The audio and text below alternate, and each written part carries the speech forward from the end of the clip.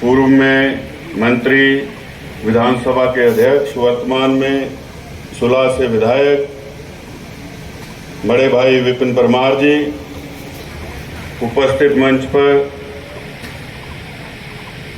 बहन इंदु गोस्वामी जी जो कि राज्यसभा सांसद हैं, श्री मुल्खराज प्रेमी जी, आपके पूर्व में रहे विधायक, मंच पर उपस्थित कांगड़ा चंबा लोकसभा के सह संयोजक श्री चंद्रभूषण नाग जी, आपके मंडल के अध्यक्ष श्री वीरेंद्र चौधरी जी, वीरेंद्र राणा जी, उपस्थित यहाँ पर कार्यक्रम आज यहाँ बैजनाथ में आपने रखा है और ये दर्शाता है कि किस प्रकार से जो ये चुनाव आ रहा है लोकसभा का, प्रधानमंत्री श्रद्धेय नरेंद्र मोदी जी को तीसरी बार प्रधानमंत्री बनाने का आप लोगों ने संकल्प लिया है। इस बात का परिचय है। आप सभी जानते हैं बैजनाथ का इतिहास गवाह है कि यहाँ पर विकास के कौन कौन से कार्य कब कब हुए। उसके बारे में मैं ज़्यादा लंबी चर्चा करना नहीं चाहता, लेकिन 2-3 दिन पहले जो विधायक यहाँ के हैं वो धर्मशाला गए थे, वहाँ पर पत्रकार वार्ता करी और बड़ी बड़ी बातें वहाँ कर रहे थे और खुद को बहुत बड़ा शिव भक्त बताते हैं कि मैं तो रोज सुबह शिव मंदिर जाता हूँ सबसे पहले और कुछ नहीं करता हूँ। और वहाँ पत्रकार वार्ता में कहा कि मुझे भी खरीदने की कोशिश करी गई थी, सुधीर शर्मा ने मुझसे संपर्क किया है। अरे भाई, अगर सुधीर शर्मा ने संपर्क किया होगा तो ये बाबा बैजनाथ की धरती है और वो सच बोल रहे होंगे तो उसका खामियाजा सुधीर शर्मा भुगतेगा, लेकिन अगर झूठ बोल रहे होंगे तो कुछ नहीं बचेगा। याद रखना चाहिए। इतनी उम्र हो गई है और खुद पंडित संतराम जी के खिलाफ विभिंका में आप चले गए, चुनाव लड़ लिया और सुधीर शर्मा को जो है वो आईना दिखाने के लिए चल पड़े हैं।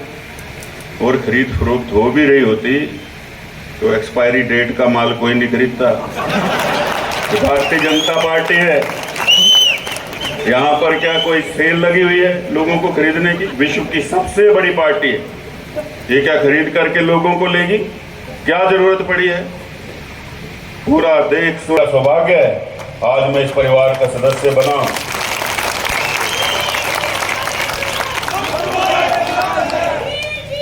इससे आप सबको कहना चाहता हूं, हमारा प्रदेश पहाड़ी प्रदेश है, हमारे साधन कम है, संसाधन कम है। जहां आज देश नरेंद्र मोदी जी के नेतृत्व में आगे बढ़ रहा है, वहां इस प्रदेश को भी आगे बढ़ना चाहिए। यहाँ की सरकार को हमको बदलना है, केंद्र में फिर एक बार भारतीय जनता पार्टी की सरकार को लाना है और वहीं जब 4 तारीख को परिणाम निकलेंगे आप देखेंगे, उसके बाद प्रदेश में भी आपकी सरकार भारतीय जनता पार्टी। यहाँ कह रहे थे जयराम ठाकुर जी की पूर्व सरकार थी, कितने कार्य इन्होंने गिनवाए और उससे पहले का कार्यकाल जो वर्तमान विधायक है उनका था। वो बार बार लोगों में जाकर के क्या कहते हैं, मेरी तो राजे ने नहीं बढ़नी चाहिए और इसलिए थोड़ी आपको चुन करके भेजा था। मैं मंत्री था उस समय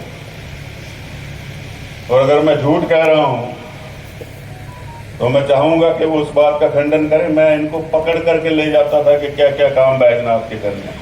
फायर ब्रिगेड का स्टेशन आया, मैंने इनको करवा करके दिया।